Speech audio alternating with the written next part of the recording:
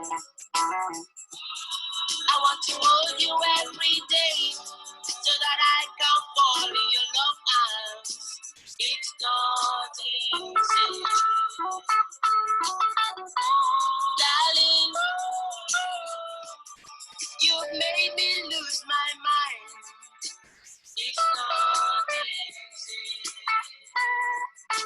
I want to lose my mind every day till I can fall into your love arms. It's not easy. Let me down now. I wanna hold you every day. I'll never, never let you go. Every day, hey, hey, every day. I love you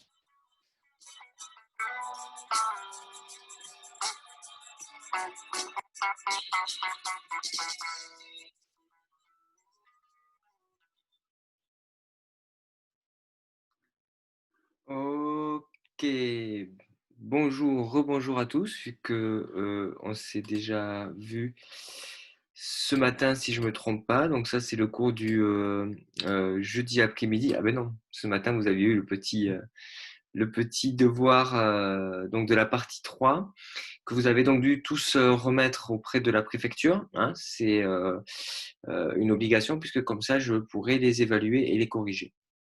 On va, sur cette heure de cet après-midi, commencer la fiche 3 que l'on terminera la semaine prochaine en présentiel, Inch'Allah. Et on va se fixer comme objectif aujourd'hui de faire le document 1 et le document 2. Voilà, c'est une petite séance. Hein. C'est pas une très très longue séance. Vous avez déjà noté le titre ainsi que l'introduction. Donc on va directement pouvoir passer à la partie 1 qui est intitulée comme d'habitude à la découverte du cours et qui cette fois-ci est un travail sur un document que j'ai intitulé Conditions d'enseignement et inégalités scolaires. Voilà, c'est pour montrer que il peut y avoir des petites divergences de réussite scolaire en fonction de certaines conditions d'enseignement. Vous allez voir que ça va parfaitement introduire cette séance-là. Ok.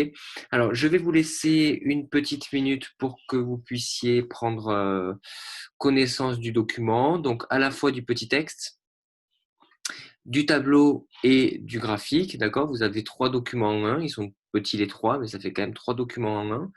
Donc, prenez-en connaissance et ensuite on va répondre aux questions ensemble.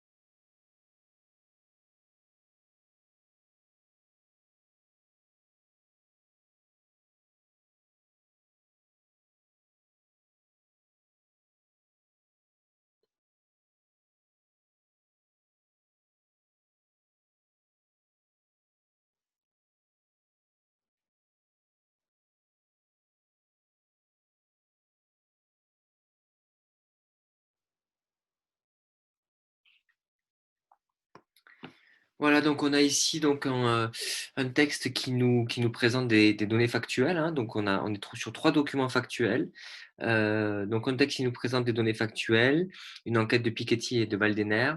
On a un tableau qui nous présente aussi des données factuelles sur l'évolution du nombre, moyen d'élèves par classe du CP au CM2 dans le secteur public et un histogramme qui présente la répartition moyenne du temps de classe donc au cours d'une séance au collège selon les enseignants en 2012-2013, donc en distinguant le secteur public hors éducation prioritaire et secteur public éducation prioritaire.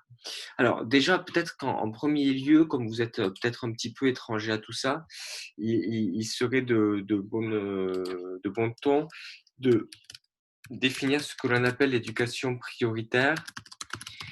Voilà, alors l'éducation prioritaire parce que vous ne connaissez pas forcément tous ce, ce système-là. Donc, l'éducation prioritaire en France, c'est certains établissements, ok, certains établissements composés d'élèves issus de catégories populaires. Donc, on verra dans cette séance que normalement, ça ne devrait pas être le cas, mais bon, c'est comme ça. Issus de catégories populaires, disposent de moyens supplémentaires pour organiser les cours. Voilà. Alors en fait, le point de départ, c'est de dire qu'en fait, il y a des établissements dans lesquels il y a une surreprésentation d'élèves de catégorie supérieure et moyenne, typiquement les établissements du centre-ville, hein, et des établissements qu'on l'on qualifie parfois de ghettos scolaires, hein, qui sont des établissements qui, au contraire, connaissent une surreprésentation d'élèves issus de catégories populaires. Donc, on peut tout à fait mettre en évidence ça. Les établissements le savent, hein, les établissements connaissent leur public.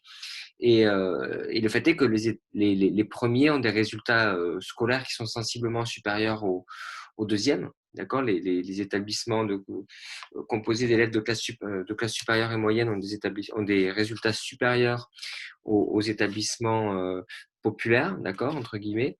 Et donc, en fait, il a été mis en place à partir de la fin des années 90, une politique dite d'éducation prioritaire qui consiste à donner davantage de moyens aux établissements dans lesquels sont surreprésentées les catégories populaires. Alors, l'objectif, c'est quoi? C'est qu'on va imaginer qu'en leur donnant plus, ils vont davantage réussir. Alors, leur donner plus, ça veut dire, par exemple, il va y avoir moins d'élèves dans chaque classe, il va y avoir davantage de moyens pour le matériel pédagogique, etc. Donc, l'idée va être de compenser les inégalités de départ, observées au départ, pour essayer d'égaliser la réussite scolaire. Voilà, voilà pour la faire un peu brièvement.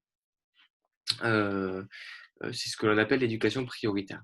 Alors, un certain nombre de questions. La première question porte sur le nombre d'élèves moyens par classe. Comment est-ce qu'il a évolué? Donc, il faut pour cela regarder le tableau. Si on regarde le tableau, donc c'est celui-ci, hein, on observe que quelle que soit l'éducation prioritaire ou hors prioritaire, on a une augmentation du nombre d'élèves par classe entre 2009 et 2015. Alors, elle peut paraître légère, cette augmentation, mais ici, on a quand même un élève de plus par classe entre 2009 et 2015, et ici, on a 0,3. Donc, c'est un petit peu plus faible, mais en tout cas, on constate une augmentation du nombre d'élèves par classe. Okay, donc, on va noter ce constat. C'est un constat. Hausse du nombre moyen d'élèves par classe en CM2 entre 2009 et 2015. Je vais rajouter quand même, surtout dans l'éducation prioritaire. Puisqu'on a plus un élève. Ok. Voilà le premier constat que l'on peut faire, hein. Le nombre d'élèves entre 2009 et 2015 a augmenté. Alors, il faudrait voir sur une longue période pour voir quelle est la tendance, hein. Est-ce que depuis, par exemple, 1980, le nombre d'élèves moyens par classe augmente ou diminue? Ce serait intéressant d'analyser ça, mais là, les documents ne nous le permettent pas. OK? Alors, à partir du texte, est-ce que cette évolution est favorable à la réduction des inégalités de réussite scolaire? Donc, est-ce que cette augmentation du nombre d'élèves par classe est favorable à la réduction des inégalités de réussite scolaire? Bon, ben pour ça, en fait, il faut regarder ce que nous dit le texte. Et qu'est-ce qu'elle nous dit, cette enquête de Piketty et de Waldener en 2006?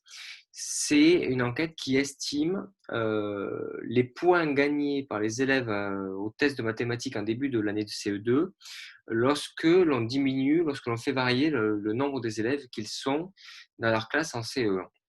Et la conclusion qui est donnée, c'est que lorsque on réduit la taille de la classe d'un élève en CE1, l'augmentation moyenne est de 0,3 à 0,4 points aux épreuves de mathématiques. Et on passe à une augmentation de 0,7 points lorsque l'on se concentre sur les élèves qui sont socialement défavorisés, c'est-à-dire issus de catégories populaires. D'accord ? Donc, à travers ce constat, qu'est-ce qu'on peut dire? Et par ailleurs, on dit aussi, pardon, excusez-moi, une diminution moyenne de la taille des classes de 5 élèves dans les ZEP, dans les zones d'éducation prioritaire, permet de réduire de 46% l'écart entre les résultats des élèves de CE1 ZEP et hors ZEP. Alors, ça veut dire quoi? Ça veut dire que l'enquête établit deux constats. Établit deux constats. Premier constat, la baisse des effectifs nombre d'élèves, hein, d'accord? La baisse des effectifs se traduit par une amélioration des résultats. Bon, vous pouvez s'en douter, mais là, on a des chiffres qui l'attestent, d'accord? Et deuxième constat, cette amélioration est d'autant plus forte que l'on s'intéresse aux élèves défavorisés. Voilà. Et pardon, j'ai encore un troisième constat, donc il va falloir que je change ce petit chiffre-là. Hop. Voilà. Troisième constat, la réduction des effectifs en ZEP, donc zone d'éducation prioritaire, hein, diminue les inégalités de réussite. Diminue les inégalités de réussite. Donc, à la lumière de ces trois constats, on peut répondre à la question: est-ce que l'évolution constatée dans la question 1 est favorable à la réduction des inégalités? Ben, la réponse est non. La hausse des effectifs est défavorable. Donc, la hausse des effectifs constatés, question 1, est défavorable à la réduction des inégalités de réussite. Quand je dis de réussite, ça veut dire réussite scolaire, on est bien d'accord. Voilà.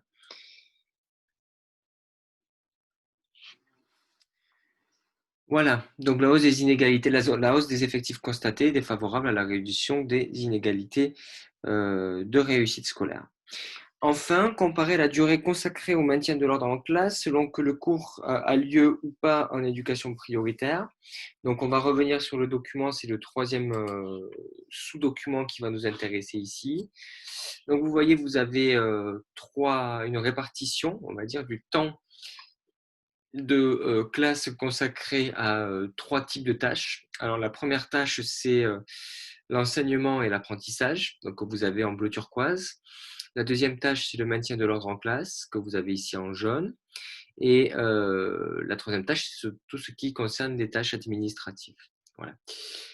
Alors, le premier constat, c'est que, et donc il s'agit là de pourcentage, hein, donc ce qui veut dire quoi? Ce qui veut dire que là, on a environ 75%. Donc 75% du temps de classe est consacré à l'enseignement dans le secteur public hors éducation prioritaire. Donc les trois quarts d'un temps de classe. Donc sur une classe qui dure 1 heure, ça serait 45 minutes qui seraient consacrées à l'enseignement. Okay. Une petite vingtaine de minutes qui serait une grosse vingtaine de minutes qui serait consacrée une petite vingtaine de minutes qui seraient consacrées au maintien de l'ordre et à la discipline, et une quinzaine de minutes qui seraient consacrées non, pardon, parce que c'est des pourcents, c'est pas des minutes. Bon, bref, 15% qui seraient, même pas 10% qui seraient consacrés aux tâches administratives, donc ça fait 5 minutes environ dans le cours. Et de 75 à 90, ça fait 15% environ, donc une dizaine de minutes qui seraient consacrées au maintien de l'ordre et de la discipline. Voilà comment comprendre ce document-là. Premier constat, la partie rouge est à peu près la même, quel que soit le type d'établissement.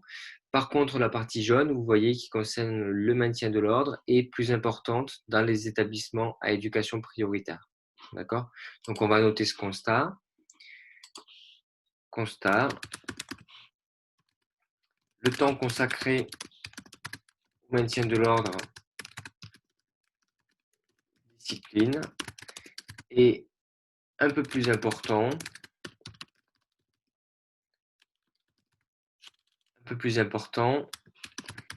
Dans les établissements à éducation prioritaire. C'est comme si j'avais un clavier QWERTY. Le temps consacré au maintien de l'ordre est un peu plus important dans les établissements à éducation prioritaire. Voilà le constat que l'on peut faire grâce au document 3. Donc, bilan de tout ça, des variables contextuelles, d'accord? Le contexte de l'enseignement influence la réussite scolaire. Et ces variables contextuelles, quelles sont-elles? Nombre d'élèves par classe. Excusez-moi. Nombre d'élèves par classe.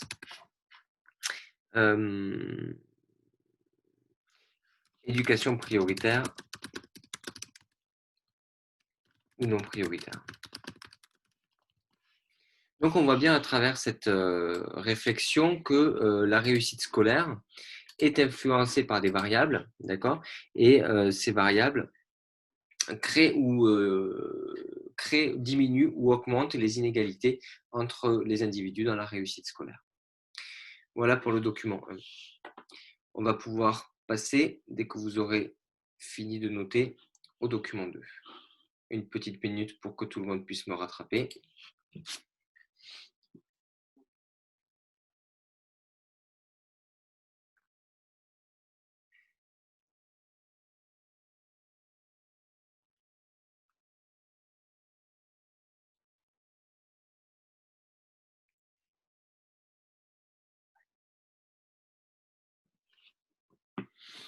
Ok, bon, ceux qui n'ont pas fini, vous appuyez sur pause et vous continuez.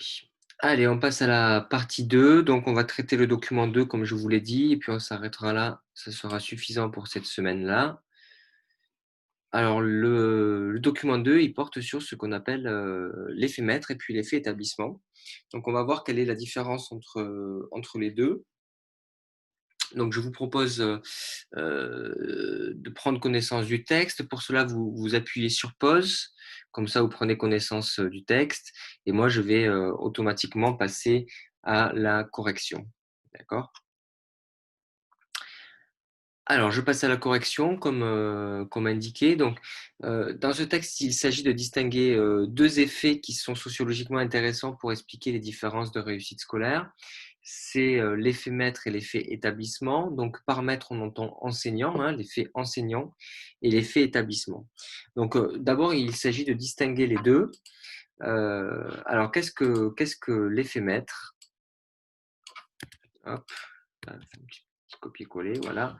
Alors, l'effet maître concerne l'influence de l'enseignant et de son, on va dire, son implication, sa motivation, son ambition aussi pour les élèves, d'accord? Donc, l'influence de l'enseignant et de son implication, sa motivation, son ambition sur la réussite des élèves. Voilà ce qu'est l'effet maître.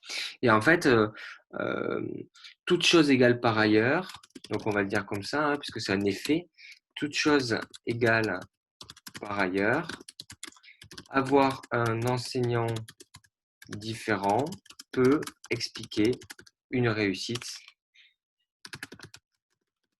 différente et donc des inégalités de réussite scolaire. Donc, toute chose égale par ailleurs, ça veut dire deux individus qui ont la même origine sociale, le même âge, le même sexe, qui sont dans le même établissement, mais qui travaillent de la même manière, la même quantité, etc., mais qui ont deux maîtres, deux enseignants différents, peuvent avoir un niveau de réussite différent. Voilà ce qu'on appelle l'effet maître. Et l'effet établissement,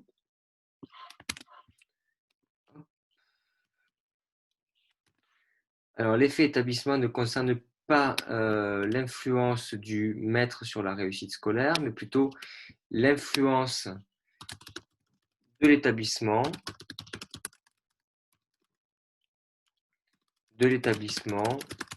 sur la réussite scolaire, et notamment dans l'établissement,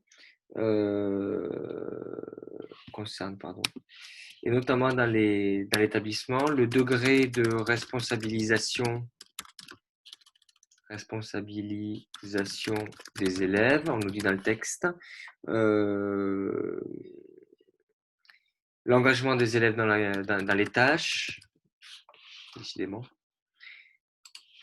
l'engagement des élèves dans les tâches, atmosphère de travail, etc.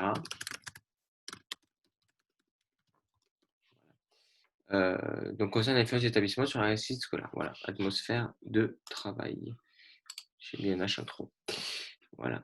Et encore une fois, toute chose égale par ailleurs. Hein, c'est-à-dire toute chose égale par ailleurs. Si vous regardez le petit encadré que vous avez en bas là, du document, les élèves sont sociologiquement comparables, ils travaillent avec des enseignants pédagogiquement comparables, mais ils sont scolarisés dans des établissements différents, et bien ils ont un taux de réussite différent. D'accord ?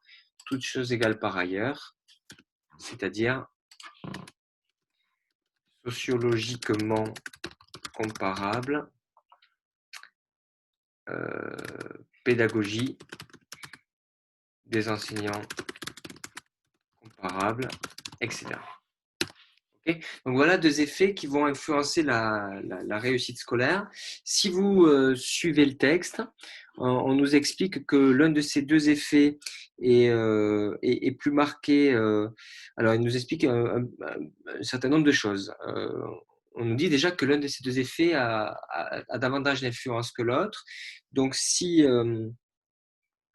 je regarde la fin du texte à partir des 3 points de suspension ici, là, ok, à ce niveau-là, les effets établissement restent relativement modestes. Ils font varier la réussite scolaire d'environ 5%, donc ce qui est assez peu. Par contre, les travaux montrent que c'est principalement l'enseignant qui compte dans la progression des élèves. Donc voilà, pour répondre à la question 2, les enquêtes, les études sociologiques montrent que l'effet maître est plus important que l'effet enseignant. Voilà. Donc que la progression et les différences de réussite scolaire sont davantage influencées par par le maître, c'est-à-dire l'enseignant, que par l'établissement. Ok ? Voilà, donc vous devez chérir vos maîtres parce que c'est eux qui vous font progresser, ou au contraire qui vous font moins progresser. Donc dans ce cas, il ne faut pas les chérir, puisque dans un cas, ils vous font progresser, dans un autre cas, ils ne vous font pas progresser. ou moins progressé en tout cas. Voilà. Ok, donc ça c'est la comparaison. Et ce qui est aussi intéressant, et ce texte se termine là-dessus, c'est que dans tous les cas, ces effets sont d'autant plus importants que les élèves sont issus de milieux, sont faibles. C'est-à-dire la capacité de progression est différente pour les élèves faibles selon leur type d'établissement et les types d'enseignants. Par contre, pour les élèves qui sont dès le départ, par exemple, je ne sais pas, une élève qui arrive en classe de seconde avec un niveau assez à l'aise, un degré d'autonomie assez important, etc., il va y avoir peu de variations dans les résultats selon les maîtres et selon les établissements. D'accord? Donc, on va juste terminer comme ça en disant que ces effets sont d'autant plus forts que les élèves sont faibles. Voilà, ces effets sont d'autant plus forts que les élèves sont faibles. D'accord? C'est ce qui est dit à la fin du texte. Et donc, l'effet le plus explicatif de la réussite des élèves et de la réduction des inégalités de réussite. Et donc, on peut en tirer de fait la conclusion que les inégalités de réussite sont influencées par les enseignants et les établissements, c'est-à-dire des variables qui sont des variables contextuelles, c'est-à-dire des variables qui sont propres au contexte dans lequel se déroule l'enseignement.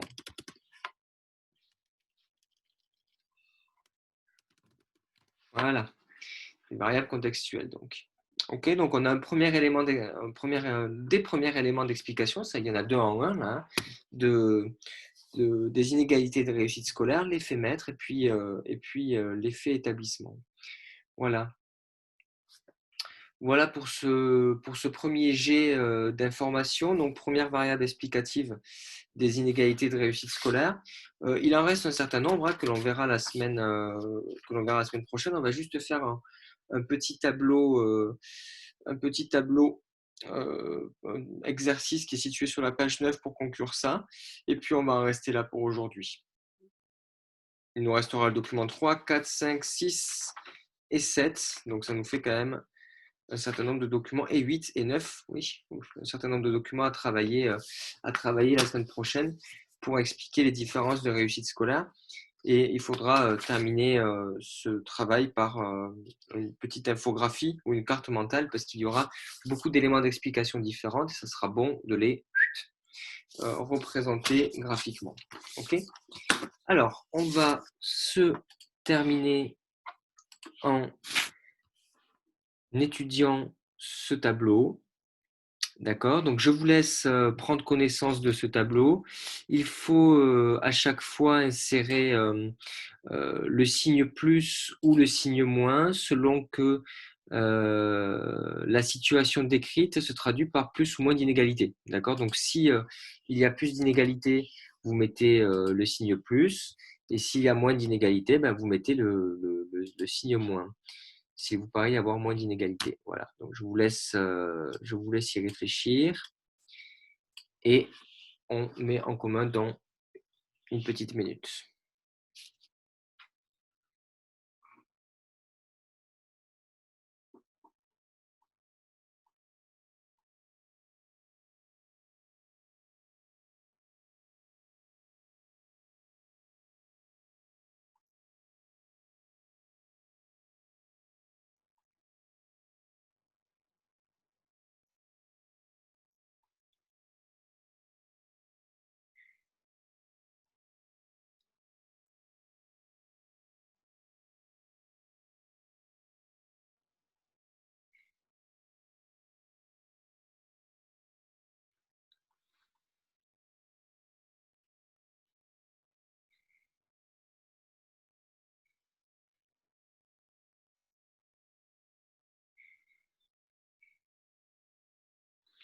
Bien.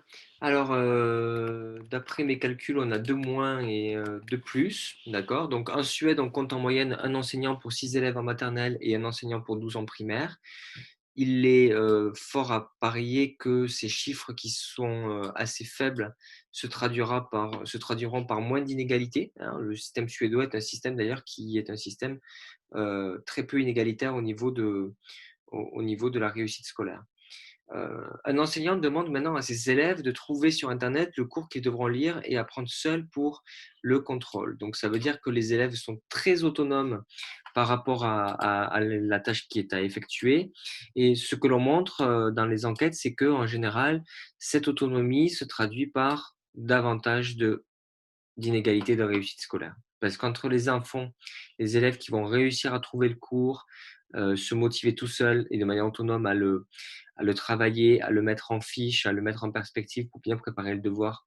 Et puis les autres, il va y avoir des inégalités. D'accord? Donc, en général, plus on laisse d'autonomie aux élèves et plus on favorise les inégalités entre les élèves. En même temps, on a besoin d'autonomiser les élèves aussi, parce que dans le supérieur, c'est le cas. Mais il faut réfléchir à cette question-là et se dire: «Attention, si j'autonomise trop les élèves, ben, on creuse les inégalités».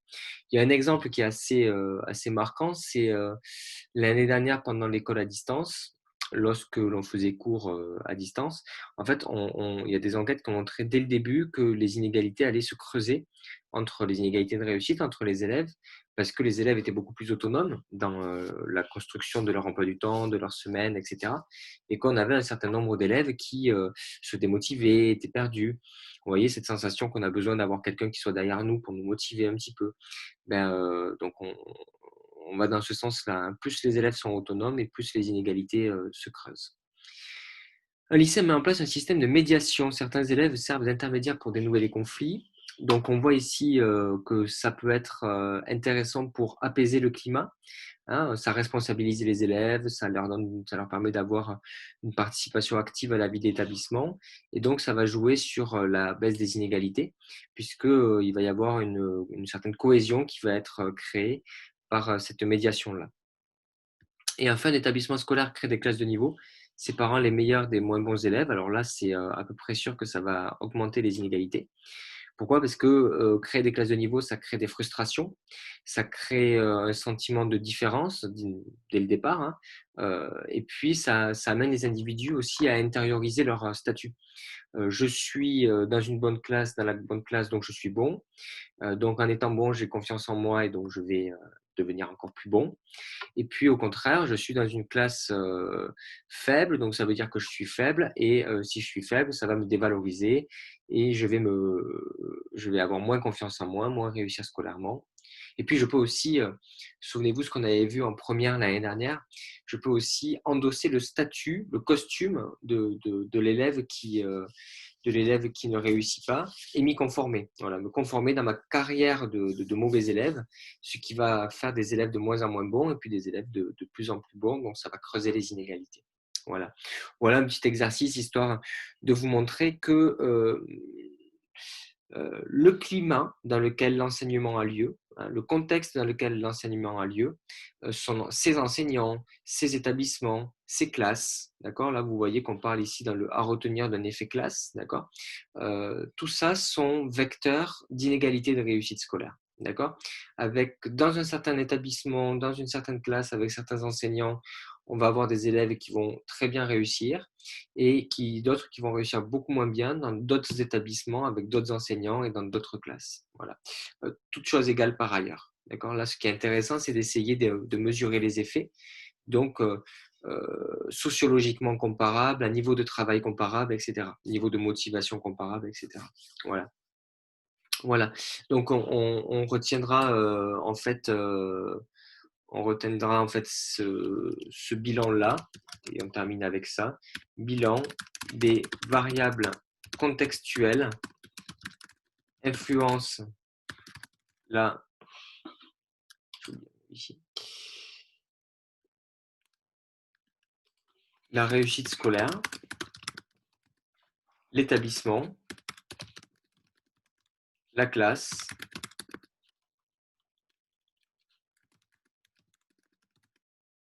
l'enseignant ou les enseignants.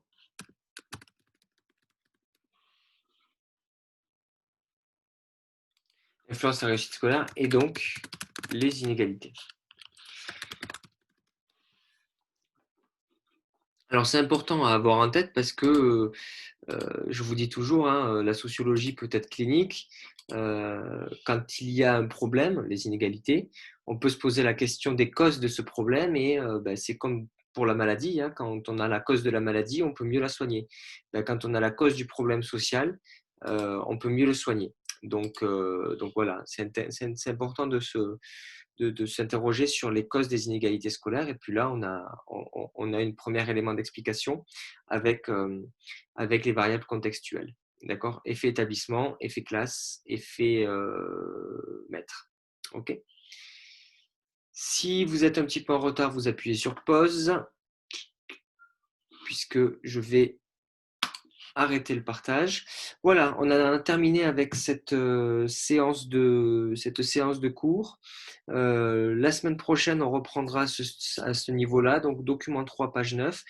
Si d'ici là, je suis rentré en terre de Teranga, on fera un petit bilan quand même de cette semaine à distance pour que je puisse m'assurer que tout s'est passé comme je le souhaite et que vous avez quand même bien intégré toutes les problématiques et toutes les idées que je voulais vous transmettre. Et puis on terminera dans la semaine ce chapitre. Voilà, donc comme prévu en 2 semaines pour commencer la semaine d'après le chapitre sur la mobilité sociale. Voilà, je vous souhaite à tous une très bonne fin de semaine et un agréable week-end en espérant vous revoir lundi. Ciao, ciao.